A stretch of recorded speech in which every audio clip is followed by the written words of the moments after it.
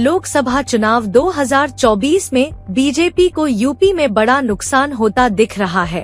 रुझानों के मुताबिक बीजेपी यूपी में 32 सीटों पर आगे चल रही है, जबकि सपा 37 और कांग्रेस 8 सीटों पर बढ़त बनाए हुए हैं। यूपी जैसे बड़े राज्य में हार बीजेपी के लिए बड़ा झटका माना जा रहा है। आइए जानते हैं बीजेपी की हार की 10 प्रमुख वजहें। जिताऊ प्रत्याशियों का चयन नहीं। राजनीतिक विश्लेषकों के मुताबिक बीजेपी जिताऊ प्रत्याशियों के चयन में असफल रही। ज्यादातर सीटों पर सिटिंग सांसदों को मौका दिया गया। सीएम योगी को हटाने की अफवाह से राजपूतों की नाराजगी। यूपी में सीएम योगी को हटाने की अफवाह से राजपूतों की नाराजगी भी भारी पड़ी है। गुजरात के पुरुषोत्तम रूपाला का क्षत्रियों पर कमेंट करने के बाद शुरू हुआ विवाद थमा नहीं। अग्निवीर योजना का प्रभाव। Campaign for vigil India trust के संयोजक योगेंद्र उपाध्याय कहते हैं कि अग्निवीर योजना का प्रभाव पड़ा है।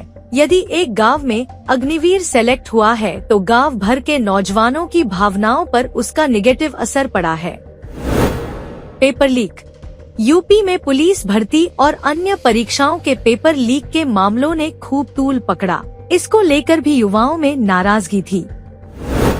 संविधान बदलने और आरक्षण खत्म करने वाला नैरेटिव। योगेंद्र कहते हैं कि चुनाव के दरमियान विपक्ष बार बार सत्ताधारी दल पर संविधान बदलने और आरक्षण खत्म करने का आरोप लगाता रहा। इस संबंध में बीजेपी के कुछ नेताओं के बयान भी वायरल हुए। बीजेपी ने अपनी सफाई दी, पर तब तक देर हो चुकी थी। युवाओं में नौकरी न मिलने को लेकर आक्रोश। युवा अधिकारों को लेकर सजग रहने वाले सुभाष कहते हैं कि खासकर गांव के युवाओं में आक्रोश है, जो नौकरी पाने के लिए प्रतियोगी परीक्षाओं की तैयारी में जुटे रहते हैं। कर्जमाफी का वादा भाया। पूर्वांचल के किसान अपनी आमदनी को लेकर हमेशा दुखी रहते हैं। खेती की लागत भी निकलनी मुश्किल होती है, कर्जे से दबे हुए हैं। उन्हें कांग्रेस के कर्ज माफी आयोग बनाने और एमएसपी को कानूनी दर्जा देने का वादा भाया है। सपा की कैंडिडेट चयन में चतुराई। सपा ने कैंडिडेट चयन में चतुराई दिखाई। अखिलेश यादव ने एमवाई समीकरण को ध्यान में रखते हुए ऐसे कैंडिडेट मैदान में उतारे जिसकी जाति के वोटर उस क्षेत्र में ज्यादा थे। बसपा के दांव से बिगड़ा खेल।